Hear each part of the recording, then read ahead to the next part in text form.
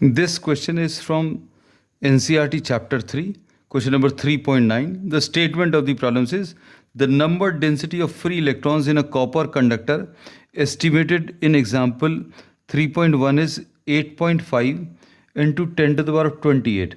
So n की value is 8.5 into 10 to the power of 28 per meter cube. How long does an electron take to drift from one end of a wire 3 meters long? Length of the wire 3 meters दिया है to its other end. मतलब 3 metre long wire में electron को एक and से दूसरे and तक जाने में कितना टाइम लगेगा, हम लोगों को टाइम का कैलकुलेशन करना है. Area of cross section is 2 into 10 to the power of -6 and this is carrying a current of 3 amperes. अब इसमें एग्जाम्पल 3.1 में they have calculated the value of drift velocity. Drift velocity की जो value है वो use करना था, but we will be doing the calculation, the entire calculation. V D की value I upon N E A होता है. इसमें आई की वैल्यू 3 एम्पियर्स है, एन की value 8.5 into 10 to the power of 28 है.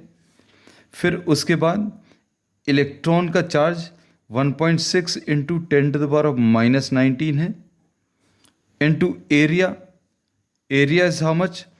2 into 10 to the power of -6. अब इन values को थोड़ा सा सिंप्लीफाई करके लिख लें तो ये कितना आ जाएगा? 3 upon 8.5 into 1.6 into 2 into 10 to the power of 28 -19 and -6. तो -19 -6 -25, तो ये 10 टू द पावर ऑफ 3 आ जाएगा. तो ये आ गया 3 upon 8.5 into 1.6 into 2 into 10 to the power of 3 drift velocity. We are not doing the exact calculations. इसकी ज़रूरत भी नहीं है, जैसा भी हमें आगे दिखेगा, क्योंकि जो भी कैलकुलेशंस बचेंगे we will be doing in the last step. अब टाइम अगर निकालना है तो time is equal to distance divided by speed, ये यूज़ करेंगे. डिस्टेंस ट्रैवल्ड मतलब ये इलेक्ट्रॉन को एक एंड से दूसरे एंड तक जाने में कितना समय लगेगा ये बताना है.